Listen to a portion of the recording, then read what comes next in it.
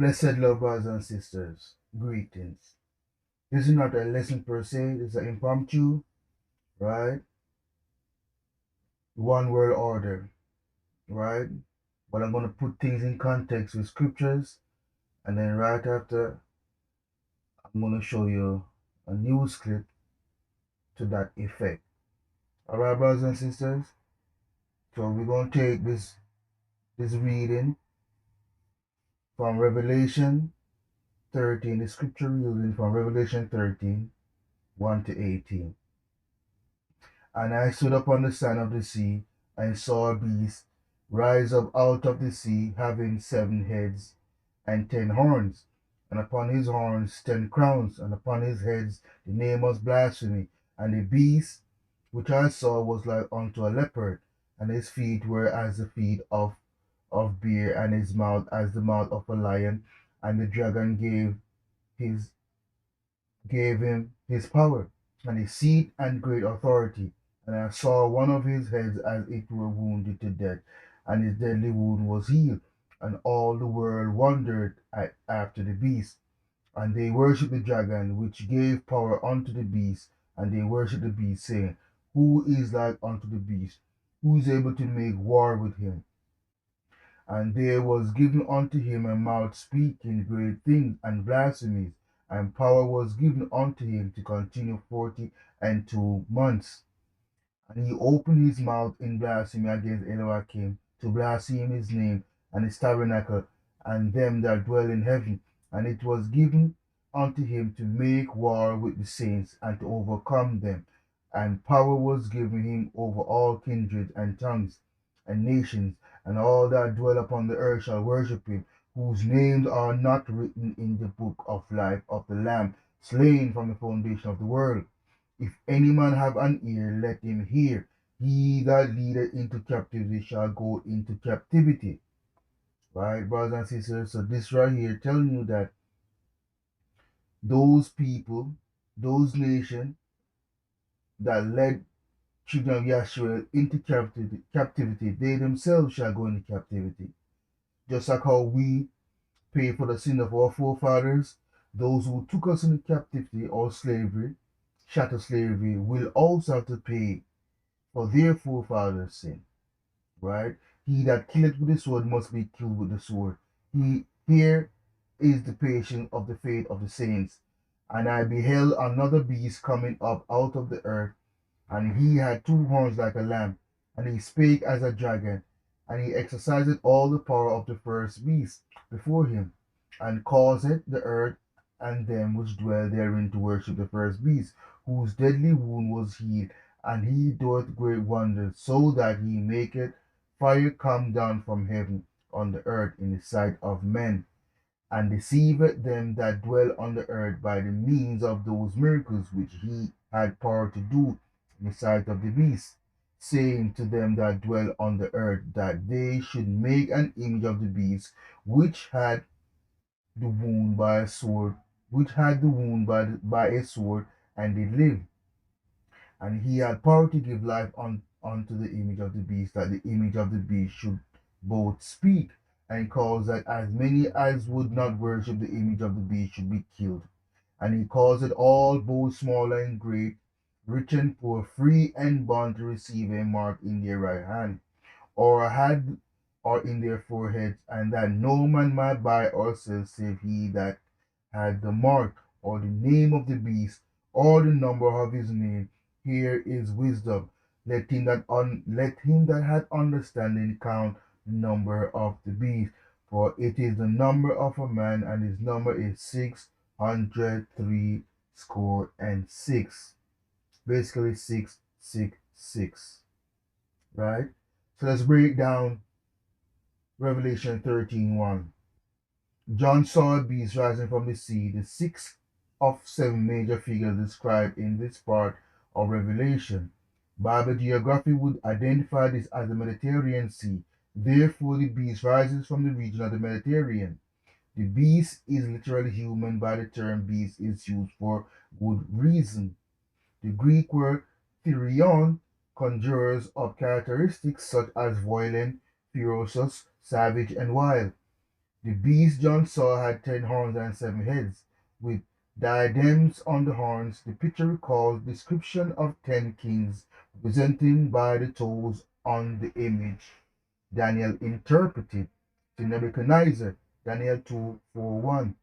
Revelation 17:12 tells us the 10 horns are 10 kings. The 7 heads likely represent the 7 hills of Rome. The blasphemous name on the beast's heads are not identified, but that they may indicate that the beast, the powerful ruler in the Mediterranean region, commits blasphemy. This blasphemy may be what 2 Thessalonians 2:4 ascribes to the man of lawlessness. He opposes and himself against everyone, exalts himself against every so-called God or object of worship, so that he takes his seat in the temple of Elohim, proclaiming himself to be Elohim. This beast, this man, this beast system is the Antichrist, son of perdition, and author of the failed New World Order. I call it old one world order because there is nothing new under the sun, brothers and sisters. And we know through the Holy Scriptures this is nothing new under the sun. So without further delay, here is the news feed from the horse's mouth, brothers and sisters. Blessed love, Yasharel, children of Yasharel, the son of Hebrew slaves scattered worldwide, come back to your royal state identity, brothers and sisters. For the time is cutting short, and the Most High is coming back. Yahusha HaMashiach is coming back for his people, brothers and sisters. He's cutting the time short for his very elect's sake. Blessed love. Hundreds of gas-guzzling private jets took off this week as billionaires from all over the world jetted off to Davos, Switzerland for the ritzy and glamorous World Economic Forum, a week-long event for the ruling class to talk down to the rest of us. And it's not for everybody. It's an invite-only event. And once you do get in, they divide you by class. You get a white badge with a blue line if you're rich enough. You just get a white badge if you're married to someone important. Or if you're just a part of someone's entourage, you get an ugly green badge. You're not good enough. They keep the elites together, and they have their own little police state to make sure these people are focused on ruling the world. If you're not from CNN or the New York Times and you show up uninvited, they'll probably arrest you. And it's all headed up by a guy named Klaus Schwab, who's pretty much running a one-world government here. He kicked off the week by saying the future is theirs, not yours. The future is not just happening. The future is built by us, by a powerful community as you here in this room. We have the means to improve the states of the world. And the way they start is by tracking you.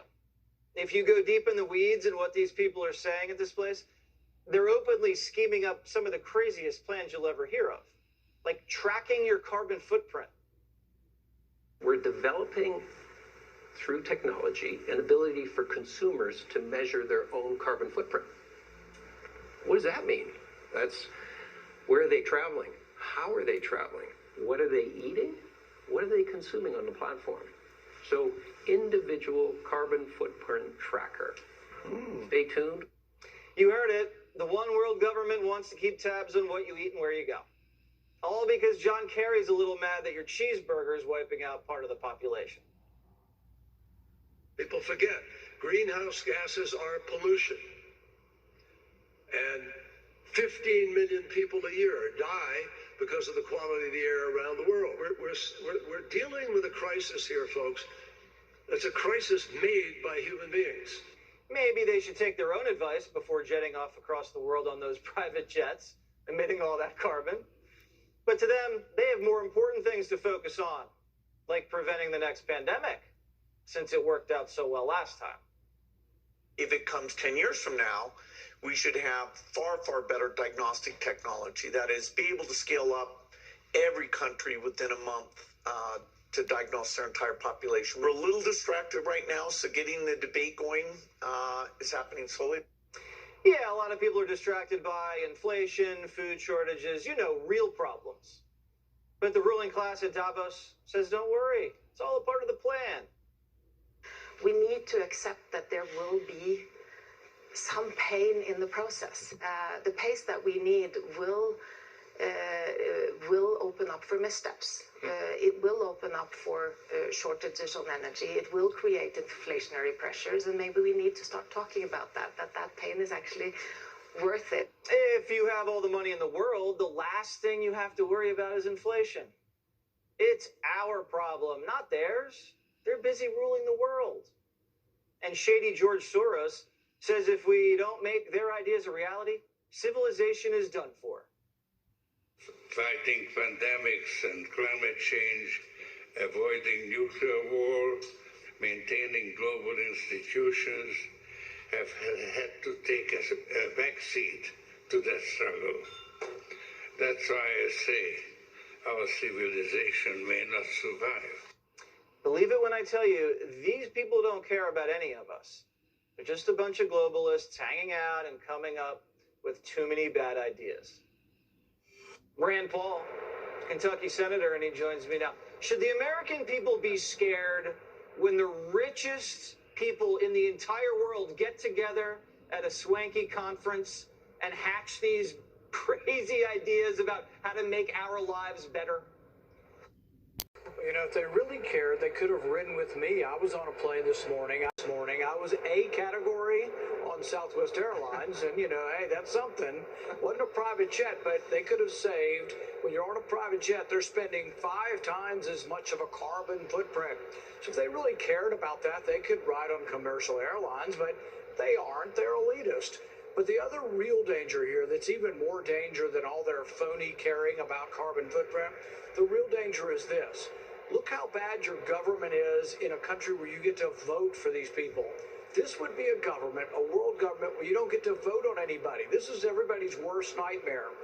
The bureaucracy that we have trouble in our United States because we don't get to vote on them, we vote indirectly. Can you imagine the one world bureaucracy of all these elitists and their private jets that would rule our country and we wouldn't get to vote? So I'm dead set against this. And they used to call people who talked about one world government, they used to say, oh, it's a conspiracy. And we would always say, no, it's in their mission statement. They say it at every meeting. That's what they're for. But lack of sovereignty means lack of freedom, and it means lack of responsiveness, and it's completely antithetical to everything our country stands for. Yeah, and I don't want to put down Bill Gates and these guys. They do a lot for charity. But when you hear them kind of just dismiss inflation, or you're going to have to go through some pain in order to kind of go with my idea. The American people hear that and they think, "Come on, man, you're not serious, are you?"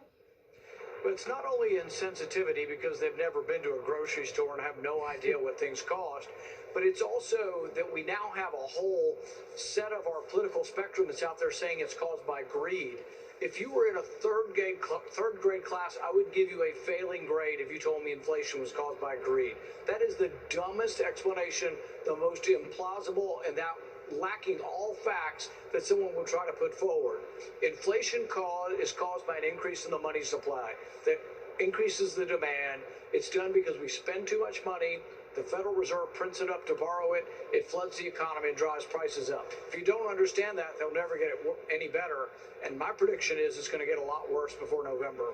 What do you think about this tracking technology they're cooking up? They're going to track your carbon footprint. I mean, I think that these liberals are already stressed out enough, Senator. Imagine when they find out, like, everything they do is killing the ozone. I mean, they're going to go crazy. They're going to start yelling at us. Yeah, privacy is not much of a concern for these kind of people. So not only do they want to track you for your carbon footprint, the WHO has announced, they're forming a treaty, and it's going to be this treaty for the next pandemic. But in the next pandemic, it's not going to be a Washington-based mandate on vaccines or a Washington-based social distancing or masks. It's going to be an international one, and they actually want to track everybody with a QRS code. I think that goes beneath the surface right back here, but I'm not sure how they get it in you. But no, I mean, it's no laughing matter. It is very worrisome. But whenever they talk about it, they have absolutely no concern for privacy. And you're exactly right. They don't care about the individual. They don't know people like us. They've never been on a bus. They've never been on Southwest Airlines. They've never driven a car. Most of them have never even driven their own car. So these are not the kind of people we want telling the rest of us what to do. All right, Senator Rand Paul from Kentucky flies commercial. Let it be known.